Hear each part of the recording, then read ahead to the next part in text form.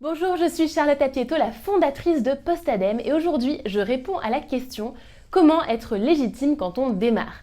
Alors c'est vrai que quand on est en reconversion, qu'on soit en recherche d'emploi ou qu'on crée sa propre entreprise, eh bien on se pose cette question en se disant c'est nouveau pour moi, c'est des nouvelles compétences, c'est un nouveau domaine, donc que ce soit un nouvel employeur ou des nouveaux clients, eh bien comment est-ce que je fais pour m'assurer d'être légitime vis-à-vis d'eux, vis-à-vis de mes compétences.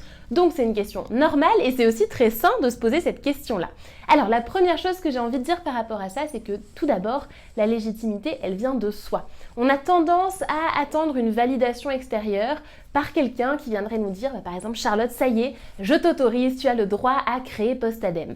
Alors ce n'est jamais arrivé évidemment, et si moi je n'avais pas décidé qu'il était temps de le faire et que c'était à moi de le faire, je ne me serais pas lancée.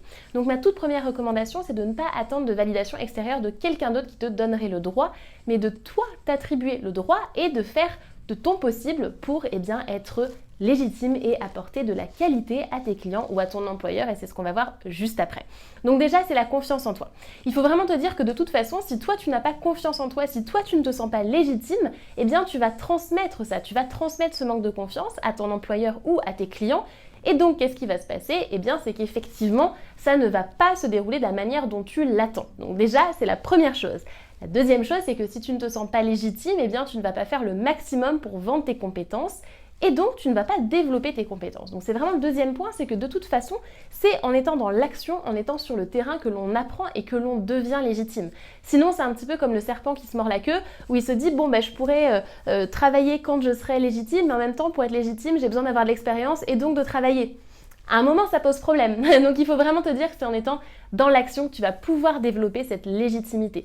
Donc, tu as besoin de commencer au niveau où tu en es maintenant. Alors, évidemment, c'est à chacun de prendre sa responsabilité par rapport à son métier. Bien sûr qu'un chirurgien, il ne va pas commencer en se disant « c'est parti, je vais ouvrir la personne juste ici et je vais faire avec les compétences que j'ai pour l'instant et puis on verra ce que ça donne. » Bien sûr que non. L'idée, c'est de se dire par rapport à ton champ de compétences actuel, à ton niveau actuel, qu'est-ce que tu peux proposer. Et là-dessus, j'ai un petit schéma qui plaît souvent quand je le montre en live. C'est l'idée qu'il y a une échelle en fait. Donc, je prends ce stylo pour le démontrer. Ou admettons que ça ce soit une compétence où tu as le niveau 0 et le niveau 10. Le niveau 0, c'est je ne maîtrise absolument pas cette compétence. Niveau 10, c'est je suis expert en la matière. Alors, tu as peut-être tendance à te dire aujourd'hui, oui, mais moi il faut que je sois ici pour pouvoir commencer à exercer. En réalité, si tu es ici, tu peux tout à fait déjà t'adresser à des personnes qui sont là. Si tu crées ton entreprise et que tes clients ils se situent à ce niveau-là, admettons que tu veuilles devenir freelance dans ton domaine, tes clients peut-être qu'ils sont ici ou qu'ils sont là. Donc toi, tu as juste besoin d'être là pour pouvoir les accompagner. J'ai même envie de te dire, si tu es là, tu vas être beaucoup trop éloigné d'eux pour qu'ils se reconnaissent dans ce que tu proposes et que vous vous compreniez parce que tu vas être à un niveau d'expertise beaucoup trop important. Eux, ils n'ont pas besoin de ça. Eux, ils ont besoin que déjà tu puisses les guider sur là où ils en sont. Donc du coup, en fonction de ton domaine, en fonction de ton activité, essaie de jauger un petit peu où tu en es et de te dire, à mon niveau actuel, comment est-ce que je vais pouvoir aider des clients. C'est aussi de te dire qu'en étant là, tu vas aider ceux qui sont là et c'est du coup comme ça aussi que tu vas passer à l'étape d'après et que cette échelle, tu vas la grimper petit à petit. Donc, commence vraiment par cette analogie avec l'échelle, ça va t'aider. Donc ça, c'est plutôt pour la partie psychologique et positionnement que tu vas définir par rapport à ton activité ou à ton emploi.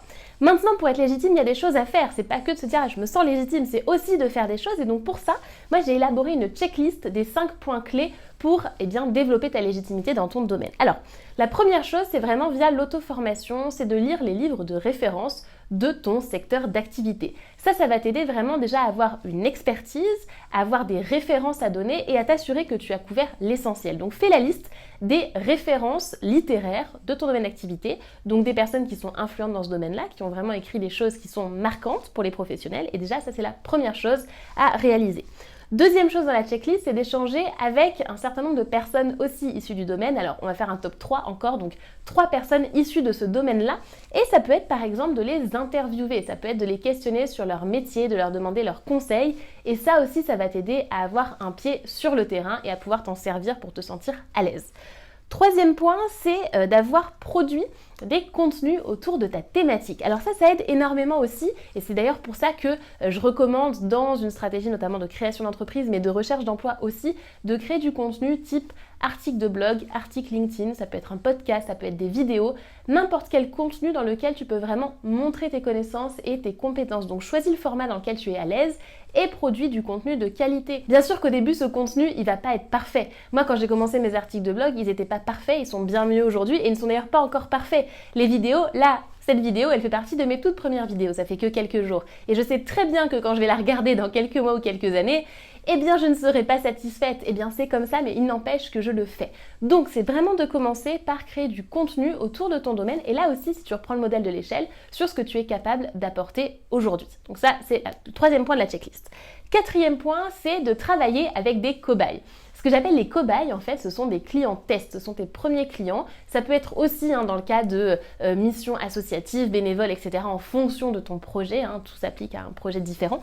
C'est vraiment de te dire, je vais aller tester sur le terrain et je vais aller vraiment pratiquer auprès de ces fameux cobayes entre guillemets. Si on prend l'exemple du freelance, c'est de commencer avec tes 3 premiers clients sur des missions, soit des missions gratuites, soit des missions à un tarif moindre que ce que tu proposeras ensuite, pour du coup t'entraîner, développer ta notoriété, développer ta confiance en toi déjà et par rapport à tes clients, et du coup grâce à ça obtenir des références, des témoignages de la part de tes premiers clients. Et enfin, le 5e point, c'est de transmettre ton expertise. Ça aide énormément. C'est que quand on apprend quelque chose à quelqu'un, quand on enseigne, on se forme soi-même et on se développe soi-même.